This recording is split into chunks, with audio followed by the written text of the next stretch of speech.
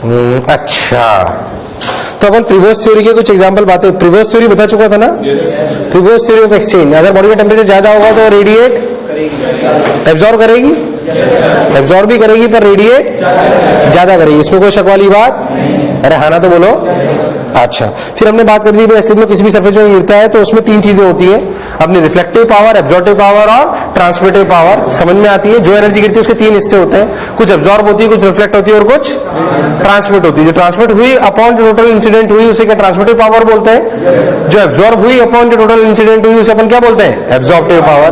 अरे हाँ ना बोलना पड़ेगा, ऐसे अपनी कहानी चलती है, इसमें कोई बुराई वाली बात नहीं है। चलो, बहुत सुंदर, यहां तक अपन बच चुके थे। अब ये कई प्रकार की चीजें होती है, जैसे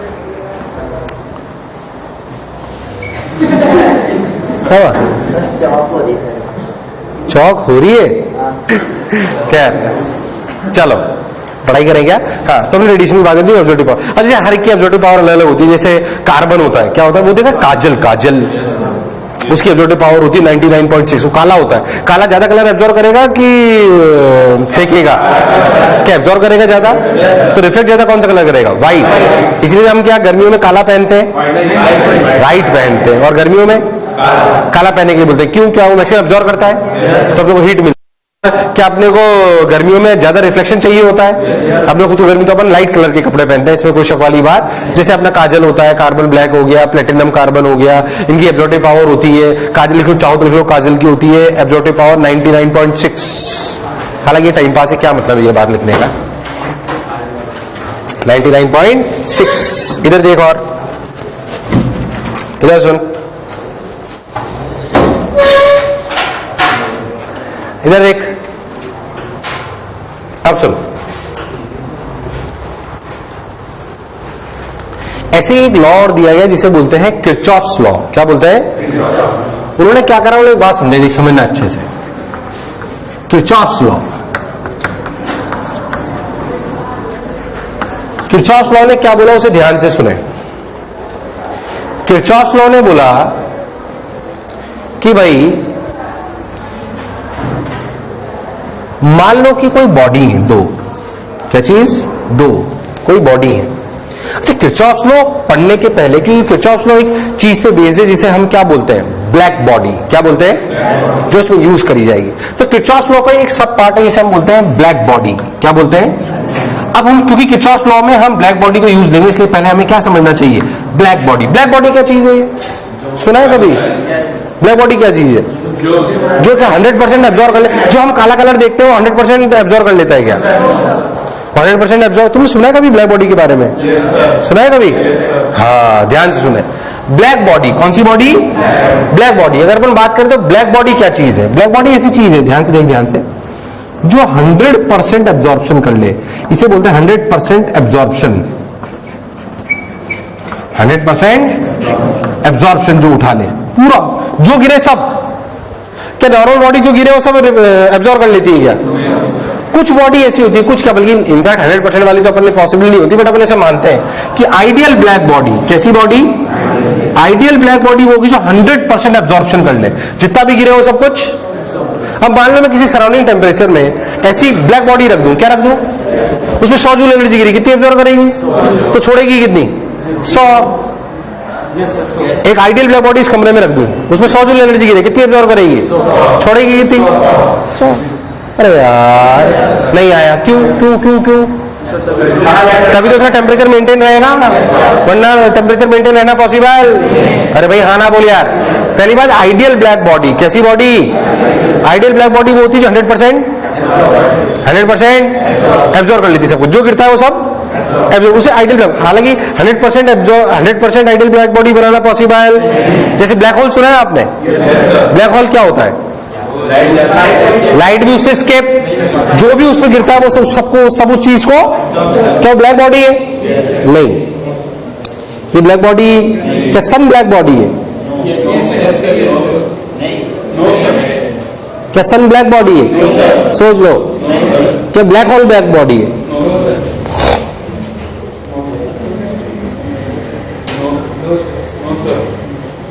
ब्लैक होल ब्लैक बॉडी नहीं है और सन ब्लैक बॉडी है। जब भी उल्टा लगता है, साला सन तो इतनी रोशनी छोड़ता। अरे यार, ब्लैक, इसलिए मैं कह रहा हूं उल्टा है ये, जैसे आप सोचते हो उसका। क्या ब्लैक होल ब्लैक बॉडी है? ऐसे में देखो मैं गलत नहीं पढ़ा रहा, सही पढ़ा रहा हूं, तुम गलत सोचते थे आज तक, ये समझ लो अच्छे से, इसलिए समझा रहा हूं भाई, मेरी क्या जरूरत नहीं। तो ब्लैक होल वो चीज है सब एब्जॉर्व कर लेती है, छोड़ती कुछ नहीं हो, इसलिए वो ब्लैक बॉडी। ब्लैक बॉडी वो है जो जितना एब्जॉर्व करे उतना ही छोड़े भी, मतलब सेम टेम्परेचर पे आपने चीज रखी हुई है, जितना एब्जॉर्व करा उतना छोड़े भी सही, तब वो ब्लैक बॉडी है। तब वो अपन जो सन मानते हैं उसको आइडियल ब्लैक बॉडी मानते हैं। उसके बाद में अपन एब्जॉर्प्टिव पावर, एमिसिव पावर 1 लेंगे। कितनी लेंगे? उसकी एब्जॉर्प्टिव पावर 1 लेंगे। ब्लैक बॉडी की एब्जॉर्प्टिव पावर कितनी होगी? 1। कितनी होगी? सोच लो, एकदम पक्का, 100% पक्की बात। अब ये एमिसिव पावर क्या हुई फिर? एमिसिव पावर क्या चीज है? एमिसिव पावर भी तो एक चीज होती है। क्या मैंने एमिसिव पावर पढ़ाई है आपको? मैंने क्या पढ़ाया आपको? जो एनर्जी गिरी वो ट्रांसमिट है। ट्रांसमिट पावर और एमिसिव पावर एक बात अलग अलग, एक बात अलग अलग, कंफ्यूज मत हो बिल्कुल। बहुत सारे अलग इसमें कंफ्यूजन टर्म्स है, धीरे धीरे बता रहा हूं। मैंने आपसे क्या बोला? एक तो ऑब्जर्वेटिव पावर, जिसे नोट करा ए से, किससे किससे किससे ए से। एक और चीज होती है जिसे बोलते हैं एमिसिव पावर। क्या बोलते हैं? एमिसिव पावर क्या चीज है? जो हम एब्जॉर्व करते हैं, फिर हमारा टेम्परेचर ऐसे समझो, मान लो मेरा टेम्परेचर 100 केल्विन है। कितना है? ये जो भी 500 केल्विन जो भी है, क्या मैं अपने टेम्परेचर की वजह से रेडिएशन छोड़ रहा हूं? क्या वो दिखाई देंगे? हो सकता है दिखाई दे, हो सकता है ना दिखाई दे, हो सकता है दिखाई दे, हो सकता है नहीं आया भाई, हो सकता है दिखाई दे, हो सकता है, ऐसा हो सकता है ना। अब जो मैं जो मेरे इंटरनल टेम्परेचर की वजह से मैं छोड़ता हूं, per unit area, per unit time, per unit area, उसे बोलते हैं एमिसिव पावर। ये मेरे इंटरनल टेम्परेचर की वजह से आती है। अरे यार कंफ्यूज मत होना बिल्कुल। जो मेरे पे एनर्जी गिरी उसके 3 हिस्से हुए, उसके एब्जॉर्प्शन, ट्रांसमिशन और रिफ्लेक्शन। बोलिए सुन लो। अरे नहीं आया। उसके कितने हिस्से हुए? 3 हिस्से हुए उसके। हुए कि नहीं हुए यार? ये कौन सी क्लास नहीं लगी है अभी तक? क्यों? कौन सी क्लास नहीं लगी है? कौन से किस अभी? मैं कह रहा था जो हम हमारे जैसे हम पे रे गिरी, मेरे पे रे गिरी, मैंने कुछ रिफ्लेक्ट कर दिया, ये एक अलग हिस्सा है, और मैंने अपने टेम्परेचर की वजह से कुछ छोड़ा, वो एक नहीं आया। तो रिफ्लेक्टिव पावर और एमिसिव पावर एक बात अलग अलग, अलग अलग चीजें। कंफ्यूज मत हो। अरे यार हाँ ना बोल। जो मेरे पे गिरा और रिफ्लेक्ट हुआ वो अलग चीज है, पर कुछ क्या मैंने कुछ छोड़ा जो मैं खुद के टेम्परेचर की वजह से छोड़ा? यार हाँ ना बोल, कोई बुरे वाली बात। बहुत सारी टर्म्स आई, कंफ्यूज मत होना, बस टर्म समझ में आ जाती है ना, तो अदर रेडिएशन तो वैसे ही हो जाता है। अब आप ऐसे समझो कि मैं जो एनर्जी छोड़ता हूं, जो मैं एनर्जी, मान लो कोई बॉडी है, क्लियर है एकदम, ये कुछ एनर्जी छोड़ रही है ऐसे due to internal temperature, due to internal temperature, due to internal temperature. जो एनर्जी में छोड़ रहा हूं, जो एनर्जी में हवा नहीं, जो एनर्जी में, उसे एमिसिव पावर कहते हैं। क्या कहते हैं? Emissive power. एमिसिव पावर क्या चीज है? समझिए अच्छे से। Emissive power is basically heat released due to internal temperature, due to अच्छा, टेम्परेचर इंटरनल का मतलब किसका? बॉडी। अच्छा, बॉडी में भी किसका? सरफेस का कि अंदर का? छोटी छोटी बातें, सरफेस का, छोटी छोटी बात। जैसे जनरली आपको ऐसे लिखा मिलेगा इंटरनल टेम्परेचर या बॉडी टेम्परेचर, मैं उसे थोड़ा और अच्छा करता हूं। Heat release due to temperature of surface. थोड़ा सा किताबों में आपको जनरली बॉडी लिखा मिलेगा, मैं उसे थोड़ा और अच्छा कर रहा हूं आपके लिए। अपर लेवल की किताबें पढ़ोगे तो फिर आपको सब चीजें दिखाई, नॉर्मल किताब उठाओगे तो आपको सब बॉडी का टेम्परेचर लिखिए। बॉडी का टेम्परेचर, मान लो मैं आपसे बोलूं कि यहाँ का टेम्परेचर अंदर का 1000 है, कितना है? पर सरफेस का टेम्परेचर 500 है, तो किस पे डिपेंड करेगा? तो खुद सोच, अपनी अर्थ है ना, अपने अर्थ के अंदर कभी तुमने डिस्कवरी देखी तो बताया जाता है कि अपनी अर्थ के अंदर 2000 डिग्री से भी ज्यादा टेम्परेचर है कोर पे, है कि नहीं है? तो उस सरफेस पे जो हीट रेडिएट हो रही है वो सरफेस के टेम्परेचर डिपेंडेंट है कि अंदर पे? अरे यार, बोले साले 2000 डिग्री के हिसाब से अपनी हीट निकल रही होती, पागल हो जाते हैं अपन। अरे यार, अरे कभी पढ़ा होगा ना कि अपन बेसिकली अपने जो अर्थ का कोर है वो मोल्टन आयरन है। अरे यार, उसका टेम्परेचर 2000 डिग्री सेंटीग्रेड के भी ऊपर है। सुना है कभी? जिसकी वजह से मैग्नेटिक फील्ड जनरेट होती है, जिसकी वजह से हमारा एटमॉस्फेयर है और हमारे यहाँ पे जीवन है। सुना होगा कभी तो। डिस्कवरी देखते हो या तुम सारे सास बहू की सीरियल ही देखते हो? क्यों? वैसे वाली बात है। तो बेसिकली जो एमएसयू पावर है वो क्या है? Heat release due to temperature of surface. कितनी हीट रिलीज करोगे that depends on the temperature of surface और temperature of core surface. Good. Upon area,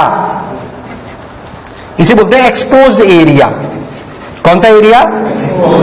इस पे भी चर्चा होगी थोड़ी सी। ये सब लिंक होते हैं, इसमें धीरे धीरे लिंक कर रहा हूं। Exposed area into time. Relative में तो सॉलिड एंगल भी आता है एक, वो तुम्हें अभी नहीं समझ आएगा, अभी सिर्फ इतना लिखो यार। तो सही डालने से क्या जल्दी में जा थोड़ी रहा हूं। Emissive power equal to heat release due to temperature of what? Body, surface या इनर? जनरली 99% किताब में आपको यहां पे क्या लिखा मिलेगा? बॉडी। अरे यार हाँ ना बोल, बट आप क्या रेटो किस पे डिपेंड करेगा? Heat release due to temperature of surface upon area. Area किसका? एक्सपोज्ड एरिया या कौन सा एरिया?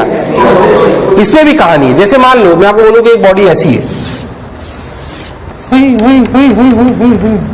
ये R1 और ये R2, बोलो क्लियर? ठीक।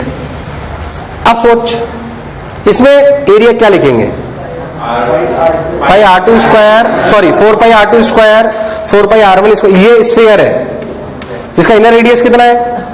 R1 और आउटर रेडियस। अब बोल एरिया क्या लिखेंगे? 4 पाई R2 स्क्वायर 4 पाई R1 स्क्वायर 4 पाई R1 square plus R2 square.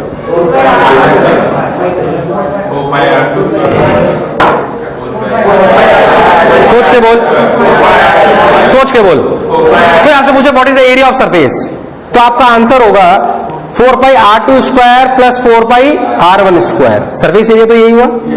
अरे पर व्हाट इज एक्सपोज्ड एरिया?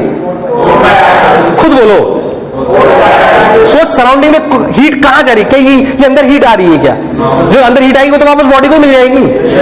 अरे यार, तो एक्सपोज एरिया में क्या लिखेंगे? 4 बाई R2 स्क्वायर की 4 बाई R1 स्क्वायर की ओनली 4 बाई R2 स्क्वायर? नहीं आया। अरे नहीं आया। तो इस वाले केस का जो आंसर होगा एक्सपोज एरिया, ये होगा 4 पाई R2 स्क्वायर। इसलिए इसका नाम अंतर एक्सपोज एरिया और सरफेस एरिया। एक्सपोज एरिया और सरफेस एरिया एक बात अलग अलग। इसमें एक्सपोज एरिया ही है। कोई आपसे पूछे what is surface area? Surface area क्या होगा इसमें? 4 पाई R2 square plus R1 square. अरे भैया हाँ ना बोल यार, मुझे लगा नहीं तुम्हें आया। बट एक्सपोज एरिया कितना है? इसमें जो एमएसयू पावर में लिखते हैं, किसमें? बेल रिस्पॉन्स। किसमें? जो एमएसयू पावर में लिखते हैं ई, जो जिसे अपन डिनोट करते हैं, इसको डिनोट करते हैं बड़े ई से। जो एमएसयू पावर हम लिखते हैं वो heat release due to temperature of surface upon exposed area की surface area. Exposed area into emissive power. क्या चीज? बेल रिस्पॉन्स। क्या चीज? Emissive power. अब ध्यान में एब्जॉर्प्टिव पावर यूनिट लेस थी क्या? एमएसयू पावर यूनिट लेस है। देख ध्यान से देख तो एक क्या चीज है, अगर तू बहुत अच्छे से देखे तो MSU power is basically dq by at। dq is the heat released, a is the अरे यार हाँ ना बोल। ध्यान देख तो heat plus time is what, तो इसकी यूनिट क्या हो गई? वॉट पर मीटर स्क्वायर। नहीं आया भैया, अरे आया नहीं आया। तो एब्जॉर्प्टिव पावर अलग चीज है, एमएसयू पावर। अरे नहीं आया, अरे आया नहीं आया। अरे सोच लो, 101%, अरे गारंटीड, पक्का। अब पहले उतार एमएसयू पावर।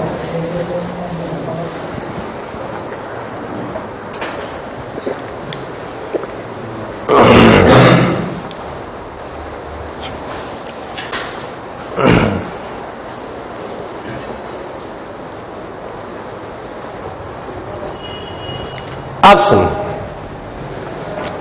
अब रियलिटी में किसमें? रियलिटी में थोड़ी सी ब्लैक बॉडी फील आपको इससे ज्यादा आएगी और कुछ नहीं है।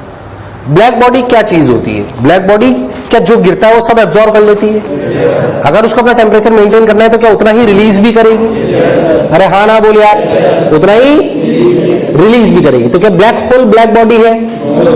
ब्लैक होल ब्लैक बॉडी, बल्कि अपन किसको ब्लैक बॉडी मानते हैं? सन। किसको? सन को मानते हैं। क्यों मानते हैं? तेरे को थोड़ा सा और आगे समझ में आएगा, क्योंकि उसकी एमिसिविटी हम मन मानते हैं। क्या मानते हैं? एमिसिव। असलियत में अगर आप ऐसा समझो तो जो सन में एनर्जी रेडिएट करने का कारण है वो इंटरनल टेम्परेचर भी है पर साथ में केमिकल रिएक्शन भी है। याद है कौन सी रिएक्शन होती है वहां पे? हाँ, फ्यूजन रिएक्शन है, फिजन है? फ्यूजन पढ़ा है कभी? फ्यूजन रिएक्शन नहीं सुना कभी? नहीं पढ़ा तो कोई बात नहीं, मेरे साथ 9 टाइम में कुछ तो आता है शायद। नहीं, अच्छा ठीक है, नहीं आता, कोई बात नहीं बोल रहा, कुछ नहीं, कोई बात नहीं कर रहा है ऐसी फालतू बात जो आपने नहीं पढ़ा है। कॉन्फिडेंस लूज करने का लॉजिक नहीं, जब पढ़ाएंगे तो आ जाएगा और अच्छे से, उसमें क्या बात है, मॉडल में पढ़ाया जाएगा आपको फ्यूजन, परेशानी वाली क्या बात उसमें। अभी हम ऐसे समझे कि ब्लैक होल को ब्लैक बॉडी नहीं माना जाता, ऐसी कोई गारंटी नहीं है, क्योंकि वो सारी चीजें एब्जॉर्ब कर लेता है। असली में एब्जॉर्ब करे ये बात सही है, जितनी भी एनर्जी गिरे वो सब, बट रियलिटी में वो इस तरीके का सिस्टम होना चाहिए जितना एब्जॉर्ब करे उतना ही रिफ्लेक्ट नहीं छोड़े, उतना ही। बेसिकली एक आइडियल ब्लैक बॉडी क्या है कि अगर उसमें 100 जूल एनर्जी गिरे तो पूरी 100 की 100, और अगर वो सराउंडिंग टेम्परेचर पे मेंटेन है, तो वो छोड़े भी कितनी? 100। कितनी छोड़े? नहीं आया। कौन सी सिंगुलरिटी से? ब्लैक होल से क्या निकलने वाली? क्या निकलती है? ब्लैक होल से स्किप करती कुछ चीज? तूने पता नहीं क्या पढ़ा है, डिस्कवरी में देख लिया होगा तूने, वही देखा होगा कुछ तो, अब तूने क्या समझा ये मुझे नहीं पता। बेसिकली ब्लैक होल का जन्म तो तब हुआ था जब बिग बैंग हुआ था।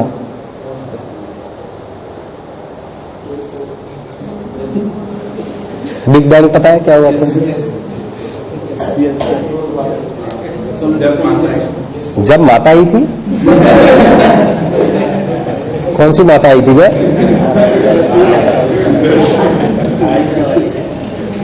ऐसा तो डिस्कवरी में नहीं बताया गया कि बिग बैंग तब हुआ था जब माता आई थी।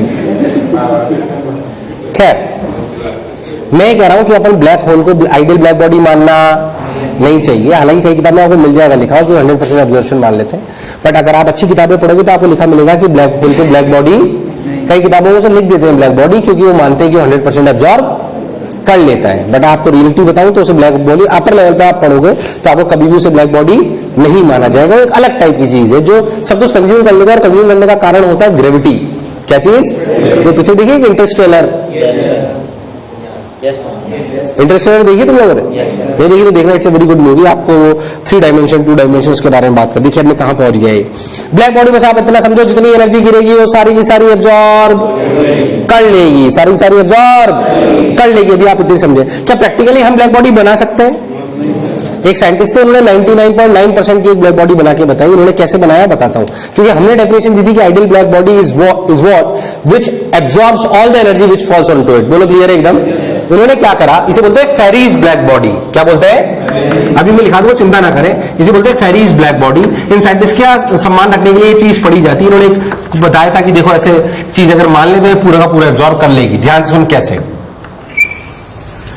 इन्होंने बोला कि मैंने कंटेनर लिया ऐसे, इस कंटेनर को ऐसे ले लिया, ऐसे समझो, इसमें एक छोटा सा छेद कर लिया, छोटा सा स्मॉल होल। अब इन्होंने क्या करा कि देखो, अच्छा इस पूरे को अंदर को ब्लैक पेंट कर दिया। क्या पेंट कर दिया? Black paint. बिल्कुल शानदार। क्योंकि रियलिटी में जो हमारा ब्लैक कलर होता है वो आइडियल ब्लैक बॉडी नहीं होता। वो तो जो आप ब्लैक, अगर आप कलर देख पा रहे हो रियलिटी में, तो जो आइडियल ब्लैक बॉडी होगी उसे तो आप क्यों नहीं देख पाओगे? जो भी गिरेगा वो सब कुछ वो एब्जॉर्ब कर लेगा, तो आपको कुछ भी दिखाई, अरे हमें तो नॉर्मल केस में दिखता है इसलिए ना, क्योंकि रिफ्लेक्शन होता है। क्या होता है? मान लो यहाँ पे कोई ऐसी चीज हो, अरे यार हाँ ना बोल, जिसमें जो गिरा वो सब एब्जॉर्ब, तो हमें कुछ भी नजर, अरे यार हाँ ना बोल, नहीं आया। इसलिए उन्होंने ऐसी कुछ बनाने की चीज सोच की। उन्होंने क्या करा कि एक कंटेनर लिया, उसमें खाली जगह थी, और उसके अंदर ब्लैक पेंट कर दिया। ब्लैक पेंट इसलिए करा ताकि मान लो इसमें 100 जूल एनर्जी गिरे तो क्या ब्लैक कलर क्या ऐसा समझो कि 95% तो खुद ही एब्जॉर्ब कर लेगा, छोड़ेगा सिर्फ कितना। अब इन्होंने क्या करा कि मान लो मैं यहां से लाइट गिराऊं ऐसे, देखो कैसे। इन्होंने बोला कि मान लो मैं यहां से लाइट गिराऊं ऐसे, देखो ये ऐसे ऐसे, अरे हाँ ना बोले यार, मान लो मैं ऐसे लाइट गिरा हूं सीधी, बोलो क्लियर एकदम। अगर मैं ऐसे लाइट गिरा हूं, लाइट ऐसे अगर मैं लाइट गिरा हूं तो जो व्हाइट लाइट है सीधी गई।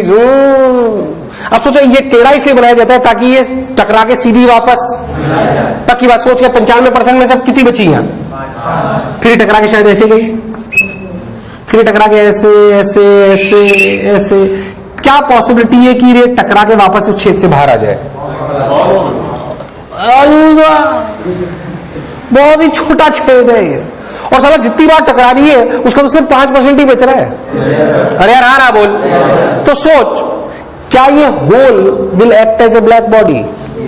क्योंकि जो इसमें घुसा वापस बाहर, अरे यार नहीं आया नहीं आया नहीं आया। तो ब्लैक बॉडी ये पूरी चीज मानी फेरी नहीं, अब होल नहीं आया नहीं आया नहीं आया, अरे नहीं आया। क्या this hole can act as a ideal black body? उन्होंने एक एग्जांपल सेट करा कि देखो ये है ब्लैक बॉडी।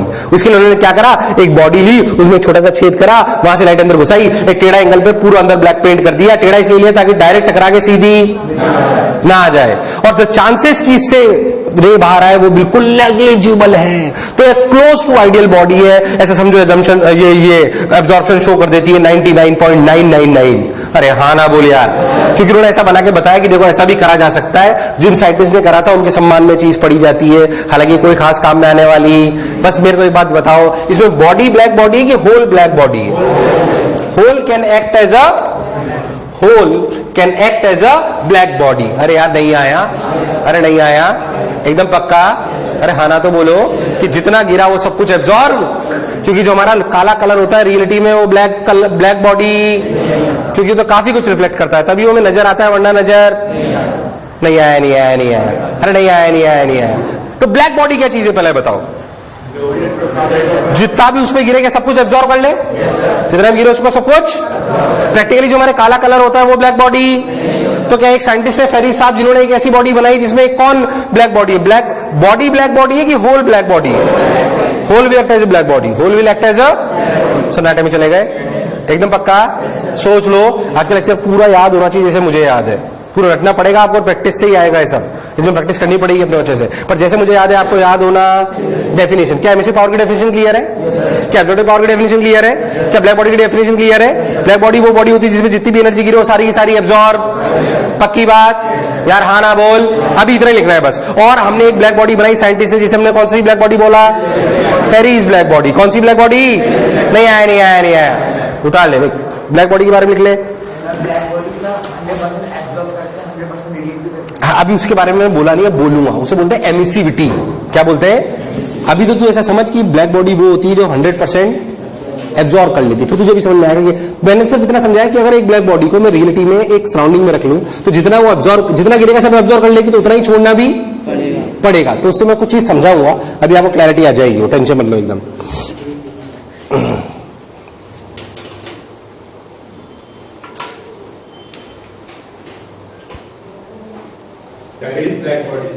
हाँ, तो फिर कौन ब्लैक बॉडी है इसमें? बॉडी की hole will act as a black body. बोलो क्लियर है एकदम, है ना? ये सिंपल सी बात। ब्लैक बॉडी पर ब्लैक बॉडी वो होती है जो सारी की सारी एनर्जी एब्जॉर्ब कर लेती है, पक्की बात। और हमने एक ब्लैक बॉडी बनाई जिसे हम बोलते हैं फेरीज ब्लैक बॉडी। और हमने एमएससी पावर भी पढ़ ली। क्या पढ़ ली? अब इन सब चीजों को ध्यान में रखते हैं और एब्जॉर्प्टिव पावर भी हम जानते हैं। अब आप एक समझो अच्छे से कि मान लो कि हमने किसी एक कमरे में दो बॉडी ली। क्या ली? ध्यान सुनते हैं। दो बॉडी ली, उनमें से एक ब्लैक बॉडी थी और एक नॉर्मल बॉडी थी। एक ब्लैक बॉडी थी और एक आवाज है, एक ब्लैक बॉडी थी और एक नॉर्मल ब्लैक बॉडी थी। समझो ये देखो, ये black body, ideal black body, और ये एक नॉर्मल बॉडी। बोलो क्लियर? अब अच्छे समझे, इन दोनों को एक कमरे में रख दिया गया। कमरे का टेम्परेचर मान लो T0 था। कितना था? दोनों के डायमेंशंस बिल्कुल बराबर थे, डायमेंशन इक्वल। बताओ किस पे एनर्जी ज्यादा गिरी? किस पे एनर्जी ज्यादा गिरी? सोच के बोलो। किस पे एनर्जी ज्यादा गिरी? अरे सोच के बोलो, ऐसे क्या कर रहे हो यार? किस पे एनर्जी ज्यादा गिरी? बराबर गिरी, अलग अलग? छोटी छोटी बातें करते हैं। एनर्जी इंसिडेंट इज सेम और डिफरेंट? सेम और डिफरेंट? Is same. QI क्यों सेम? जब सराउंडिंग का टेम्परेचर सेम, डायमेंशन सेम, तो इन दो बॉडी पे एनर्जी इंसिडेंट आइडियल कंडीशन है। क्योंकि कितनी एनर्जी गिरेगी ये तो इस बात पर डिपेंड करता है कि सराउंडिंग का टेम्परेचर वो दोनों के लिए सेम है, कोई बुराई वाली बात? अच्छा, और ये दोनों body are in equilibrium, both are in equilibrium with surrounding, both are in equilibrium with surrounding. ध्यान सुनना, both are in equilibrium with surrounding, दोनों सराउंडिंग के साथ इक्विलिब्रियम में है, दोनों सराउंडिंग के साथ। इसका क्या मतलब? इसका टेम्परेचर कितना है? कितना है? अरे इक्विलिब्रियम में इसका टेम्परेचर कितना है? T0। इसका टेम्परेचर कितना है? T0। अच्छा, इसमें एनर्जी कितनी गिरी? कितनी? इसमें अच्छा, इसने कितनी एब्जॉर्ब करी? इसने QI या QI से कम? सोच, जो ब्लैक बॉडी होती है उसका A कितना होता है? उसका A कितना होता है? क्या इसका A होता है? यार हाँ ना बोल। नहीं आया, नहीं आया, नहीं आया, नहीं आया, नहीं आया, नहीं आया, नहीं आया। सोच तो, एनर्जी जब उसल मारा, energy absorbed by a black body equals to QI, yes और नो? और energy absorbed by black body, sorry normal body, QI या QI से कम? Basically AQI। अरे A क्या चीज था? Energy absorbed upon energy incident, energy absorbed upon energy, हमारी एनर्जी एब्जॉर्ब्ड अपॉन, अरे नहीं आया, नहीं आया, नहीं आया, नहीं आया, अरे नहीं आया, नहीं आया, नहीं आया। तो अपन ने क्या लिखा? AQI। दोनों पे सेम एनर्जी गिरी, पर इसने पूरी एब्जॉर्ब कर ली और इसने पूरी एब्जॉर्ब नहीं आया। डर लग रहा है? बहुत बेसिक बात है, कोई खास बात नहीं, नॉर्मल बात। अब AQI। अच्छा, अब एनर्जी रिलीज्ड, ये सब बातें मैं पर सेकंड की कर रहा हूं। किसकी कर रहा हूं? पर सेकंड। इन 1 सेकंड की बात हो रही है सब जगह, ताकि आपको समझ में आ जाए कि हाँ भाई पर यूनिट टाइम चल रहा है सब कुछ। एनर्जी 1 सेकंड में कितनी गिरी? दोनों पे सेम गिरी। दोनों ने 1 सेकंड में क्या बराबर एनर्जी एब्जॉर्ब करी? नहीं, इसने पूरी कर ली और इसने कम करी। बोल यस और नो? अब energy release by black body, सब लोग बोलेंगे energy release by black body, सब लोग बोलेंगे कितना? कितना? कितना? सोच लो, हाँ ना बोल, एकदम पक्का, पक्की बात। क्यों? अरे भाई, जितनी गिरी उतनी एब्जॉर्ब कर ली, तो उतनी छोड़नी भी तो पड़ेगी, क्योंकि अगर कुछ भी रह जाएगी, ज्यादा छोड़ दोगे, कम कर दोगे, तो टेम्परेचर चेंज हो जाएगा। पर क्या इक्विलिब्रियम पे है, तो इसने एनर्जी रिलीज कितनी करी ब्लैक बॉडी ने? QI। अच्छा, energy release by normal body AQI। अरे यार नहीं आया, अरे नहीं आया, अरे नहीं आया, एकदम पक्का, अरे सोच लो, एकदम पक्का। What is the emissive power of black body in this situation? What is the emissive power in this situation of the black body? Emissive power of black body is basically QI by A into T। ये QI by A। क्या QI मैंने 1 second में ही माना था? अरे हाँ ना बोल, अरे नहीं आया। अच्छा, what is the emissive power of normal body? AQI by A। अरे तुम्हें नहीं आया, अरे नहीं आया, अरे नहीं आया। ये emissive power of black body है, ये एमिसिव पावर ऑफ बॉडी है। इसे आप EB मान लेते हैं, EB का मतलब एमिसिव पावर ऑफ, और इसे E मान लेते हैं। E is basically emissive power of normal body, emissive power of, मुझे लगा नहीं तुम्हें आया, बहुत समझ आया नहीं आया। अब इन दोनों का रेशो ले, इन दोनों का नहीं आया, नहीं आया, इन दोनों का रेशो ले। E by EB, E by EB कितना हुआ भाई? A। कितना हुआ? कितना हुआ? अब सोच, E by A is equal to EB।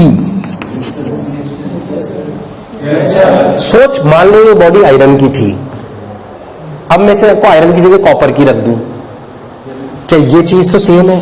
अरे यार, नहीं आया, नहीं आया, नहीं आया, नहीं आया, अरे नहीं आया, नहीं आया, नहीं आया।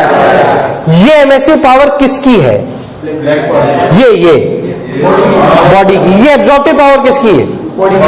पर इन दोनों का रेशियो क्या पक्का emissive power of black body at that temperature? पर यार हाँ ना बोल। अच्छा सोच, मैं इसलिए बॉडी चेंज कर दूं तो क्या ऐसा लिख सकते हैं? देख क्या बोल रहा हूं मैं, E1 by A1 equals to E2 by A2 equals to E3 by A3 up to so on, बराबर क्या EB? अरे यार, बराबर क्या? बराबर क्या? नहीं आया, नहीं आया, पक्की बात। ये E1 E2 E3 E4 क्या सबके लिए टेम्परेचर सेम है? अरे हाँ ना बोल यार, क्योंकि सराउंडिंग टेम्परेचर पे सेम रखा। इसे ही किरचॉफ्स लॉ बोलते हैं। इसे ही क्या बोलते हैं? बोलेगा इसमें क्या है सर? कोई खास बात नहीं, पर कुछ बात समझने की है। तो ये बॉडी के एब्जॉर्प्शन, ये एब्जॉर्प्शन को दिखाती है जो इंसिडेंट एनर्जी से आता है, और ये किस पे डिपेंड करती है? ये इंटरनल टेम्परेचर पे। किस पे? तो ये एब्जॉर्प्टिव पावर जो आती है वो जो अपन ने एनर्जी उस पर गिरी, जो एनर्जी उस पर गिरी वहां से आता है, और रियलिटी में जो एमिसिव पावर है वो उसके इंटरनल टेम्परेचर से आता है। पर ये दोनों इस तरीके से रिलेट हो जाते हैं जैसे मैंने आपको दिखाया अभी। इसे ही किरचॉफ्स लॉ कहते हैं। सोच इससे क्या बात कह सकते हैं? अगर कोई बॉडी की एमिसिव पावर ज्यादा है तो क्या एब्जॉर्प्टिव पावर भी ज्यादा है? या नहीं आया? पहली बात, ये सब सेम टेम्परेचर पे बात हो रही है। किस पे हो रही है? ऐसा नहीं तो एक बॉडी को 500 केल्विन पे, एक को 600 केल्विन पे, तो फिर ये सत्य है? ये कब सत्य है?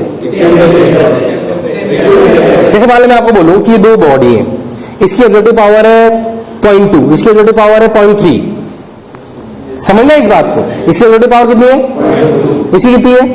अब दोनों को सेम टेम्परेचर पे रख दो, कौन ज्यादा एनर्जी छोड़ेगा? पॉइंट। कोई बच्चा कई बार सोच रहा है सर जो एब्जॉर्ब ज्यादा करेगा वो छोड़ेगा कम। ऐसा कोई फंडा, जो एब्जॉर्ब ज्यादा करेगा वो छोड़ेगा भी। अरे यार, नहीं आया, नहीं आया, नहीं आया, अरे नहीं आया, नहीं आया, नहीं आया। देख ये लॉ क्या दिखाता है तेरे को? If EB is the emissive power of the black body at T temperature and E by A equals to constant, E by A equals to, ऐसा तभी हो सकता है जब एब्जॉर्प्टिव पावर ज्यादा हो तो एमिसिव पावर भी ज्यादा हो। मतलब good absorbers are good emitters. अरे यार, ये सुना होगा कभी? सुनाया गया स्टेटमेंट? सुनाया गया स्टेटमेंट? गुड एब्जॉर्बर्स आर, सुना है क्या? नहीं सुना? अभी सुना हो सकता है कभी सुना। गुड एब्जॉर्बर्स आर, वो ये रहा। एक मिनट, तुम्हें थोड़ा थोड़ा लॉजिक समझ आया? मुझे लगा नहीं तुम्हें आया। इसे किरचॉफ्स लॉ कहते हैं। क्या कहते हैं? Kirchhoff's law.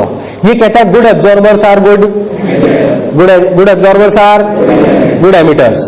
Good absorbers are good emitters. कैसे प्रूव हुआ बोलो? क्लियर है? जो ई लिखा हुआ है ऊपर वो एमिसिव पावर है, जो नीचे लिखा हुआ है वो एब्जॉर्प्टिव पावर है। क्या ये उसी टेम्परेचर पे किसी भी ब्लैक बॉडी की एमिसिव पावर के बराबर होती है? क्योंकि रियलिटी में absorptive power of black body क्या 1 होती है? अरे हाँ ना बोल यार, नहीं आया। लिख,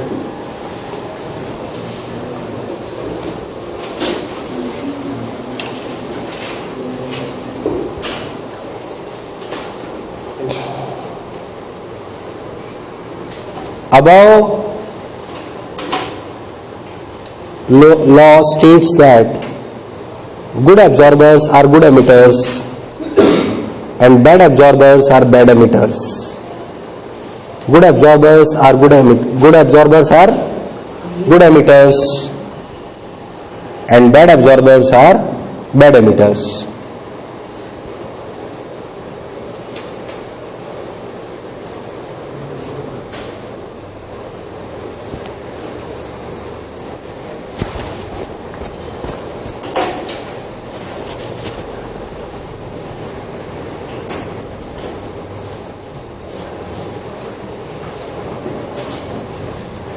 बोलो क्लियर है?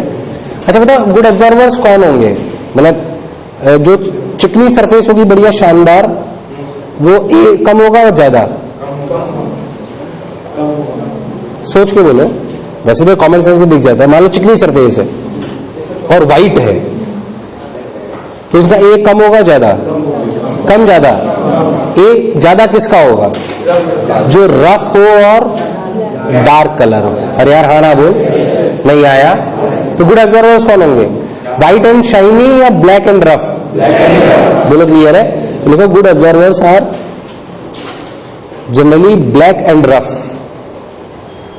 Good absorbers are generally black and rough. Good absorbers are generally black and rough.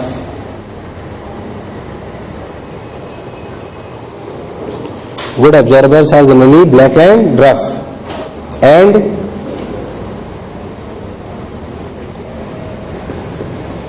white and shiny surfaces are bad absorbers.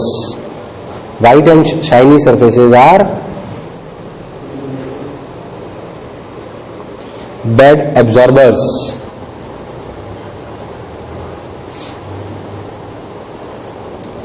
Are bad absorbers. बोलो क्लियर है एकदम?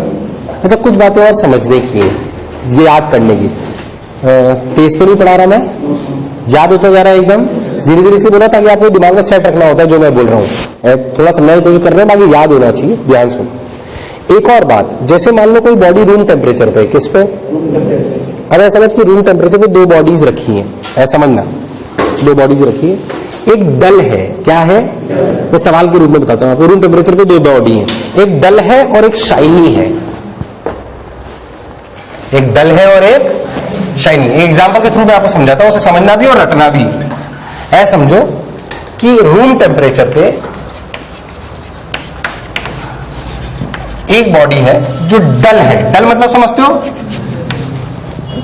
हाँ ना बोल यार, डल है, डार्क टाइप्स, और एक शाइनी है। बोलो क्लियर? अगर हम इन दोनों बॉडी को हायर टेम्परेचर पे ले जाएं तो क्या देखा गया? पहली बात, ये एक्सपेरिमेंटल ऑब्जर्वेशन है जो मैं आपको एक्सप्लेन, क्या हुआ हायर टेम्परेचर पे, रूम टेम्परेचर पे नहीं। अगर इनको हायर टेम्परेचर पे ले जाए तो ये शाइनी हो जाती है और ये डल हो जाती है। ये एक्सपेरिमेंटल ऑब्जर्वेशन है। फिर उसका एक्सप्लेनेशन समझ लो। पहले तक क्या हुआ प्रैक्टिकली, बोल चमका? जो रूम टेम्परेचर पे डल थी, जो रूम टेम्परेचर पे डल थी और एक शाइनी थी, उनको जब हम हायर टेम्परेचर पे ले गए, कहां ले गए? हायर टेम्परेचर पे। तो कौन डल रही? जो पहले शाइनी थी, और जो पहले शाइनी थी वो डल हो गई। उसका रीजन फिर ये दिया गया कि देखो, शाइनी कौन थी रूम टेम्परेचर पे? जिसपे जो एनर्जी गिर रही थी, जिसपे जो एनर्जी गिर रही थी, मान लो इस पे एनर्जी गिर रही थी, देख कैसे, ये इस पे एनर्जी गिरी डल पे, तो इसने मैक्सिमम एब्जॉर्ब करी कि छोड़ दी? एब्जॉर्ब कर ली काफी सारी, और थोड़ी सी छोड़ दी। बोलो क्लियर? नहीं आया? पक्की बात?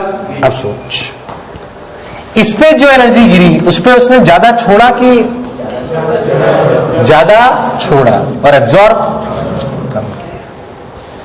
हायर टेम्परेचर पे क्या होगा? क्या हम इंटरनल टेम्परेचर की वजह से खुद एनर्जी छोड़ेंगे? यार हाँ ना बोल। अब ऐसे समझाया गया कि जो चीज हम ज्यादा एब्जॉर्ब करते हैं उसी को हम, अब सोच, इसने एब्जॉर्ब ज्यादा करा था कि कम? तो ये छोड़ेगा ज्यादा। नहीं आया। अरे भाई नहीं आया, अरे भाई नहीं आया, अरे नहीं आया, अरे चमका मैं क्या कह रहा हूं यार? हाँ ना बोल, सोच ले।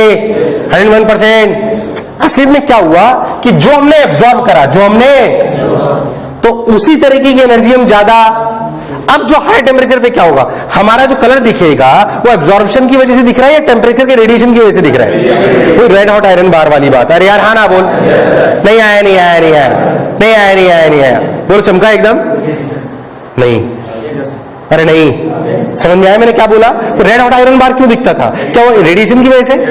जब हम बॉडी को हाई टेम्परेचर पे ले जाएंगे तो रेडिएट करने लगेगी। वो क्या करने लगेगी? रेडिएट। तो क्योंकि पहले एब्जॉर्ब ज्यादा कर रही थी, क्योंकि ये पहले एब्जॉर्ब, तो रेडिएशन की वजह से जो ज्यादा एब्जॉर्ब कर रही थी ना, वही क्या रेडिएट भी ज्यादा करेगी? वही रेडिएट भी। तो ये क्या हो जाएगी? शाइनी। और ये क्या हो जाएगी? डल। यार तुम्हें नहीं आया, अरे तुम्हें नहीं आया। रियलिटी में क्या समझना चाहिए कि bodies at room temperature energy which bodies at room temperature absorbs, those energies they radiate at higher temperature. Those energies they radiate at higher temperature. क्या नहीं आया? हालांकि तुम्हारे कोर्स में नहीं आया कभी सुना मंचल व्हील कि ग्रीन का अपोजिट रेड होता है? कुछ नहीं ऐसा नहीं सुना? एक कलर का सुना होगा कि ये कलर मिलाओ तो ये मंचल व्हील। हाँ, मैं उस पर नहीं जा रहा, कह फालतू की बात है, हालांकि वो है साइंस ही। थोड़ा सा पढ़ा दूं? आउट ऑफ कोर्स बिल्कुल नहीं। नहीं, बस इतना समझो, मैं बोल देता हूँ, लिखने की नहीं जरूरत नहीं, फिर तुम उसे रिवाइज करते फिरोगे। एक्चुअली एक व्हील होता है, क्या होता है जिसे बोलते हैं मंचल व्हील। क्या बोलते हैं? सुना होगा शायद कभी, MUNSHELL। उसमें जैसे ऐसे विबग्योर का आई नहीं आता, उसमें विबग्योर VBGYOR ऐसे बना लेते हैं। और जैसे मान लो कि आपका रेड कलर दिख रहा है, क्या दिख रहा है? उसमें ऐसा बताया जाता है, मैं बताता हूं, बनाना मत इसको प्लीज। ऐसे होता है वो,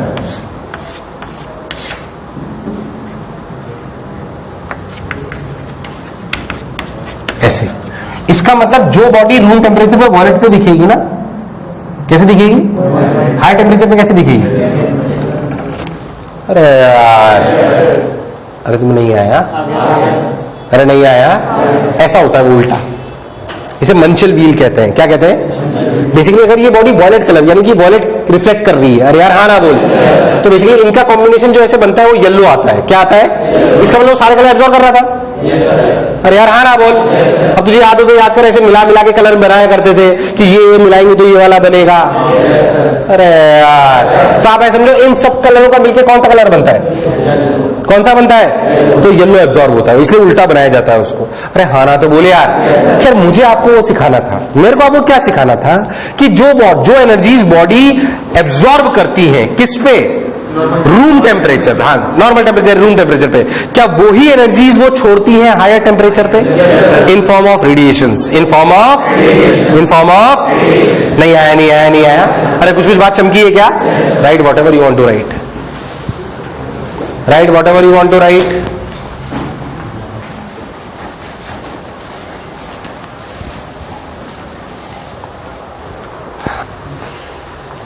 आओ रेडी, पहले तो ये सब लिख लिया सबने, पर तुम लोग बेकार रेस्पॉन्स दे रहे हैं। अभी तो जितना लेक्चर है सब थ्योरेटिकल। एक और डेफिनेशन अब हमने आज बहुत सारी चीजें पढ़ ली, absorbing power, transmittive power, reflective power, emissivity, black body, emissive power. अरे हाँ ना बोल यार, पक्की बात है ना? किरचॉफ्स लॉ, प्रीवोस्ट थ्योरी, ये सब चीज अपने को याद होनी, क्योंकि सब कुछ थ्योरेटिकल है और सवाल भी थ्योरेटिकली आएंगे, सवाल भी थ्योरेटिकली आएंगे, है ना? और सुन, एक और डेफिनेशन होती है, इसे बोलते हैं एमिसिव पावर के साथ रिलेटेड, उसे बोलते हैं एमिसिविटी। क्या बोलते हैं? ये एमिसिव पावर से रिलेटेड होगी, इसे बोलते हैं एमिसिविटी ऑफ द बॉडी। ये बॉडी की डेफिनेशन है। कैसे मैं आपको समझाता हूं, कंपैरिजन करा के मैं आपको समझाता हूं। देख, मान लो मैं दो बॉडी ले लूं, नॉर्मल बॉडी और ब्लैक बॉडी, बोलो क्लियर? इसका टेम्परेचर T, इसका टेम्परेचर भी T, बोलो क्लियर? मान लो surrounding temperature TS is greater than T, बोलो क्लियर? क्या बॉडी रेडिएट करेंगी? अरे यार, ये बॉडी क्या करेगी? रेडिएट। क्या खुद के टेम्परेचर की वजह से रेडिएट करेगी? करेगी कि नहीं करेगी? मान लो इसे रेडिएट करा E और इसे रेडिएट करा EB। अरे भाई हाँ ना बोल यार। तो बॉडी की कौन ज्यादा होगा, E की EB? EB कौन ज्यादा होगा? क्या ब्लैक बॉडी ज्यादा एमिट करेगी? और ये क्योंकि गुड ऑब्जॉर्बर सर। अच्छा ठीक भाई, अभी वो समझ आ जाए तुम लोग। ये E, तो एमिसिविटी ऑफ द बॉडी क्या डिफाइन करी गई कि emissive power of the body, emissive power of a body at T temperature, at T temperature upon emissive power of a black body at T temperature. मतलब क्या E by EB? यार हाँ ना बोले यार, E बाई E, ये emissivity of the body define करी गई और इसे डिनोट करते हैं छोटे ई से। किससे? अरे किससे? छोटे ई से। It is basically comparison. मान लो कि 100 केल्विन पे, कितने पे? एक बॉडी होती ब्लैक बॉडी, क्या चीज? Black body. वो उसकी एमिसिव पावर होती मान लो 10 और नॉर्मल बॉडी की एमएससी पावर होती 5, तो क्या हमें पता पड़ जाता है E इज हाफ, इज। पर जब हमने डिफाइन कर लिया, सब कुछ कर लिया, तो हमें बाद में पता पड़ा साला हमारा किरचॉफ लॉ क्या कहता था, E/A इक्वल्स टू EB। अरे यार, इसको प्रूव करने का तरीका अलग है, डेफिनेशन भी अलग है, पर सोच क्या ये भी E/EB इक्वल्स टू A ही था? मतलब ध्यान से देख तो E इक्वल्स टू, बट ये डेफिनेशन अलग है और ये डेफिनेशन, बट इनकी न्यूमेरिकल वैल्यूज सेम। यार तुम्हें नहीं आया, कंफ्यूज मत हो, बिल्कुल बिल्कुल कंफ्यूज मत हो, क्योंकि कंफ्यूजन हो जाती है। एक ही तो एक नहीं है, सोच एब्सॉर्बिंग पावर क्या थी, जो इंसिडेंट हुई उसमें से जितना एब्जॉर्ब हुई अपॉन टोटल इंसिडेंट की एब्सॉर्बिंग पावर थी। फिर उससे तुमने किरचॉफ लॉ प्रूव करा, उससे आया था ये E/A इक्वल्स टू EB, तो आया था ना। फिर हमने एक और डेफिनेशन ली एमिसिविटी, क्या emissivity is a hard core property of material.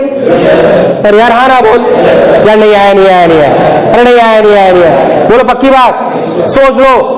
पर जब हमने ध्यान देखा तो ये तो न्यूमेरिकली E और A क्या बराबर आ गया, इसलिए आपको E की बोलो तो A पता पड़ जाएगा और A पता हो तो, पर ये दोनों एक बात है कि अलग अलग डेफिनेशन अलग अलग है, पर फॉर अ पर्टिकुलर सिचुएशन क्या इनकी वैल्यूज सेम होती है? फॉर अ पर्टिकुलर सिचुएशन इनकी वैल्यूज, पर क्या एब्सॉर्बिंग पावर और एमिसिविटी एक बात है कि अलग अलग अलग अलग है, पर उनकी बाय डेफिनेशन बिल्कुल अलग अलग है, बट क्या उनकी पर्टिकुलर सिचुएशन के लिए वैल्यू सेम आ जाती है? अरे हाँ ना बोल यार, पर ये है अलग अलग, पर ये है। अरे तुम्हें समझ तो आ रहा है ना, मैंने ज्यादा तो नहीं भर दिया एक साथ, एकदम पक्का याद रहेगा, अच्छे से उतार ले, write whatever you want to write, जो लिखना लिखना। अच्छा बताओ कि वो emissive power of a body at T temperature, वो किसका टेम्परेचर है? Surface body. गुड, याद रखना वो इंटरनल टेम्परेचर नहीं होता है, अभी भी समझाई थी बात मैंने, सारी चीज छोटी छोटी चीजें बताई आपको, एक्सपोज्ड एरिया क्या चीज होती है, अलग अलग बातें समझाई है।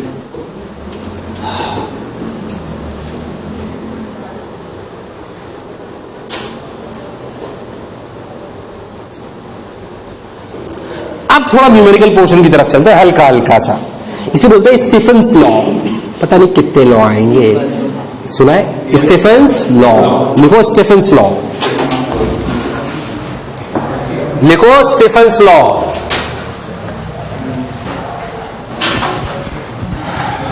देखो लिखो स्टीफन्स लॉ, देख स्टीफन्स लॉ क्या कहता है, इधर सुने अच्छे से, कौन सा लॉ? Stephen's law. ये देख, एक बात अच्छे से समझिए अपन कि मान लो कोई बॉडी है, उसका टेम्परेचर T है और सराउंडिंग टेम्परेचर TS है, ये एब्जॉर्ब करेगी एमिट करेगी, दोनों करेगी। अच्छा, तो एनर्जी रेडिएटेड पर सेकेंड, एनर्जी रेडिएटेड, एनर्जी पर सेकेंड किसके प्रोपोर्शनल होगी? डायरेक्टली टेम्परेचर के, क्या एरिया पे भी, क्या एरिया पे भी डिपेंड करेगी, कितनी एनर्जी अपन छोड़ रहे हैं, क्या इस बात पे डिपेंड करेगी एनर्जी एरिया ज्यादा है कि कम है? करेगा कि नहीं करेगा? करेगा नहीं करेगा, पक्की बात। सोच तो एनर्जी रेडिएटेड QR/T या dQ/dt लिख लेते हैं, dQR/dt। समझ में आया मैंने क्या करा? यार नहीं आया। QR का मतलब energy is directly proportional to the area exposed की, कौन सा? Exposed area. बोलो हाँ कि ना? अच्छा, क्या इस बात पर डिपेंड करेगा कि एमिसिविटी कितनी है?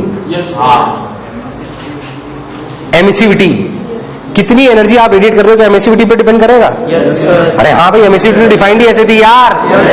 क्या डिफाइंड थी? Energy radiated upon energy radiated by black body, yes और नो? नहीं आया नहीं आया नहीं आया नहीं आया। अरे हाँ कि ना यार? क्या it is directly proportional to E? नहीं आया। और experimentally it tells that it is directly proportional to T की पावर 4। ये मैं बता रहा हूं लॉ है, क्योंकि ये कौन किसके पावर? T क्या है? किसका? Surrounding body, surface. शाबाश। किसका टेम्परेचर? सरफेस। अब जनरली आपको लिखा होगा बॉडी, क्या लिखा होगा?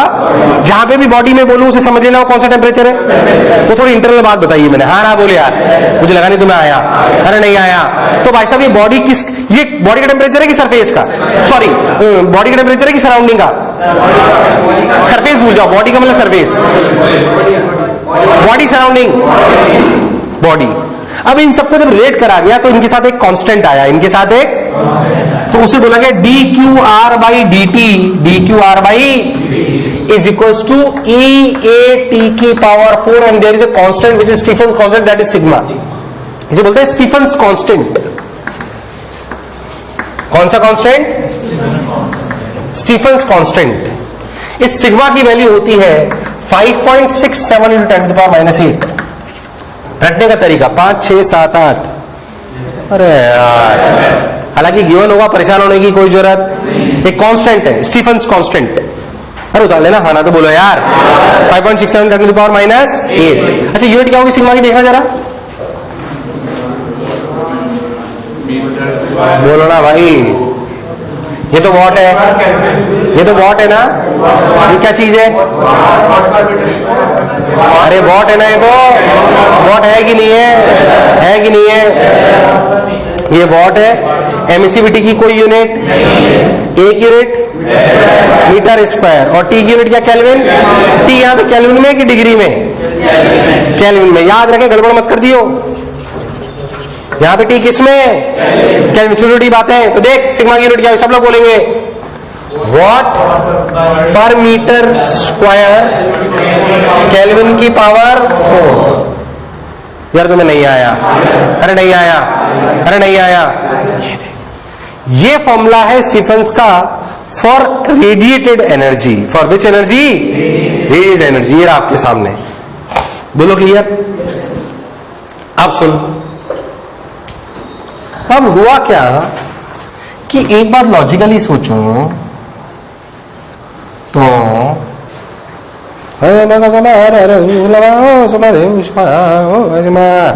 देख इधर, ये तो वो थी जो एनर्जी रेडिएटेड पर सेकेंड थी. अब मैं बोलूं, सोच के देखना, एनर्जी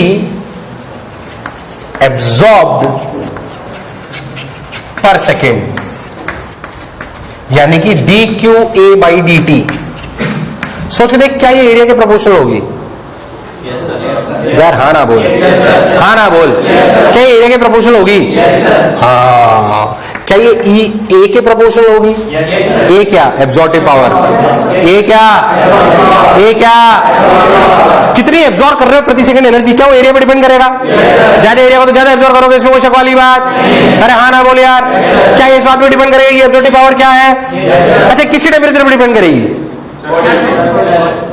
बॉडी की सराउंडिंग. अपन क्या एब्जॉर्ब कर रहे हैं, क्या ये इस बात पर डिपेंड करता है कि कितनी एनर्जी गिर रही है? कितनी एनर्जी गिर रही है किस पे डिपेंड करता है? सराउंडिंग टेम्परेचर की बॉडी टेम्परेचर? Surrounding temperature. अरे यार हाँ ना बोल. अरे नहीं आया, नहीं आया, नहीं आया, अरे नहीं आया, नहीं आया, नहीं आया. हो. तो बेसिकली लिखा गया डायरेक्टली प्रोपोर्शनल टू टीएस की power 4. TSS is what? Surrounding temperature. फिर उन्होंने बोला कि इसके साथ भी कांस्टेंट सेम है, dqa/dt equals to sigma AA TS की power 4 which can be written as sigma EA TS की पावर 4. क्या A और E बराबर है? अरे किसी भी बॉडी के लिए टेम्परेचर, किसी भी टेम्परेचर पे ए और ई क्या होते हैं? यार नहीं आया, अरे नहीं आया. सोच, इतना तो अपन ने प्रति सेकंड एब्जॉर्ब करा, सॉरी रेडिएट करा, और इतना अपन ने, तो नेट हीट लॉस क्या हुआ? नेट हीट लॉस क्या हुआ? क्या रेडिएशन माइनस एब्जॉर्बेशन? यार तुम्हें नहीं आया, यार तुम्हें नहीं आया. अरे आया कि नहीं आया? पहले बताओ, क्या कहानी समझ में आ रही है? तो नेट हीट लॉस क्या हो? देख इधर लिखते हैं, देख देख देख देख देख देख, अच्छे समझे, देख इधर देख. dq/dt नेट हीट लॉस प्रति सेकंड. यार तुम्हें नहीं आया. This is what? dqr/dt minus dqa/dt, यानी कि लिखा गया सिग्मा EA TS की, सॉरी T की पावर 4 माइनस TS की power 4 is the dq/dt. This is basically law. अरे यार नहीं आया ना भाई? अरे समझ आया क्या? अरे अच्छे समझ आया क्या? ये सन्नाटे में पहुंच गए तुम लोग एकदम पक्का? तो लिखा गया D Q by D T. Q क्या चीज है यहाँ पे? क्या एनर्जी लॉस प्रति second? Energy loss, energy loss D Q by D. मान लो 5 आया तो तू समझ गया कि 5 जूल 1 सेकंड में खत्म हो जा रहा है। अरे यार हाँ ना बोल। ऐसा हो सकता है कि 8 आ रहा हो और 8 जा रहा हो और 3 आ रहा हो, पर लॉस तो 5 का हो रहा है। लॉस कितना का हो रहा है? अरे नहीं आया, नहीं आया। फिर तक तुम्हें पूरी कहानी समझ में आई है? तो रिलेटिव में डी क्यू और D T sigma E A T की पावर 4 में सिग्मा इज स्टीफेंस कांस्टेंट इसकी। हाँ बोला क्या होगा? सर वो 5 जूल देगा। 5 जूल प्रति सेकंड नहीं सर, लॉस कर रहा है। लॉस मतलब तू कंफ्यूज मत हो। तूने क्या माइनस क्या लिखा पहले था? D Q R by D T minus D Q A by D T. सोच ये वैल्यू 5 आ जाए, कितनी आ जाए? तो तू समझ गया ना कि 5 जूल प्रति सेकंड लॉस हो रहा है कि मिल रहा है? लॉस हो रहा है। हो सकता है D Q R by D T की वैल्यू 8 हो, D Q A by D T की वैल्यू 3 हो। D Q R by D T की वैल्यू 8 का क्या मतलब है? क्या 8 जूल प्रति सेकंड छोड़ रहे हैं? और D Q by D T की वैल्यू 3 का मतलब 3 जूल। तो लॉस कितना हो रहा है? अरे यार, तो प्रैक्टिकली तो हमें नेट लॉस से मतलब है ना। प्रैक्टिकली तो हमें, पर तुम्हें नहीं आया। अरे आया कि नहीं आया? एकदम पक्का? अरे जो दोनों बॉडी सराउंडिंग और बॉडी का टेम्परेचर मेंटेन नहीं, टी ज्यादा है भाई। कहाँ गया वो? टी ज्यादा है। इंटरनल टेम्परेचर सेम रहेगा। हाँ, अभी समय के साथ चेंज भी करूंगा। ये तब की सिचुएशन है जब टी टेम्परेचर है बॉडी का। कितने का? आप गर्म चीज बाहर निकाल लो, सराउंडिंग में ठंडी होती है। शुरुआत में ठंडी होगी, बाद में? शुरुआत में, बाद में? क्योंकि शुरुआत में टेम्परेचर ज्यादा है। शुरुआत में टेम्परेचर तो टी की पावर 4 भी ज्यादा है, तो D Q by D T भी ज्यादा है। अरे हाँ ना बोल यार, तुम्हें नहीं आया? अरे आया कि नहीं आया? अरे पक्का? एक्चुअली इसलिए पीछे की डेफिनेशंस क्लियर होती है तभी आपको सब समझ में आता है, वरना समझ में नहीं आता। तो D Q by D T ऐसे लिखा जाता है। अब थोड़ा बहुत न्यूमेरिकल पोर्शन है जो मैं अगले टाइम पढ़ा के इसे खत्म कर दूंगा, है ना। बस खत्म हो जाएगा अगले टाइम। नहीं समापन समारोह इसका, फिर अपन हीट 2 चालू करेंगे। अरे कुछ समझ आया? सन्नाटे में तो नहीं गया आज का लेक्चर। तो बस जो मैंने बोला उसे आपको रट लेना है, बाकी से न्यूमेरिकल पोर्शन में अगले टाइम बताऊंगा। उसमें न्यूमेरिकल, इसमें थोड़ी सी कैलकुलेशन वाली बातें बताऊंगा आपको, है ना। तो न्यूमेरिकल पार्ट आज काफी कुछ बता चुका हूं। क्या जो बोला चमका है अच्छे से? डर तो नहीं लगा? एकदम पक्का? घंटी तो अब बजी है पर। अच्छा ठीक है, काम दे दूंगा थोड़ा सा, वैसे देने लायक एक साथ ही अगले टाइम दे दूंगा। रेडिएशन का एक साथ ही दूं, फिर ये तो मिसमैच हो जाएगा। यूं थोड़ा सा कुछ भी छूट रहा होगा तो। मैंने वो 42 तक करा दी ना एच सी वर्मा। 30 एक साथ ही देंगे फिर, ताकि सब समझ आ जाए बढ़िया से। एक्सरसाइज 3 भी इसमें करा दी ना मैंने काफी सारी। 25 डिस्कस भी हो गई। एक्सरसाइज 3 डिस्कस नहीं हुई इसकी? हाँ, ये तो काफी सारे एचसीबी गए, ये तो अपन करे हुए 13 की वजह से देते हैं। इक्का दुक्का कोई अटकेगा तो अटकेगा, इसमें कुछ खास बात है नहीं। एचसी वर्मा अपन ने ढंग से करी ली थी, डिस्कशन अच्छे से डन है। ठीक है, बस अगले टाइम से खत्म करके फिर पूरा हीट 1 शीट दे दूंगा आपको, तो अपन धीरे धीरे 2-3 लेक्चर में उसे खत्म कर लेंगे बढ़िया से एकदम, है ना। बढ़िया लो।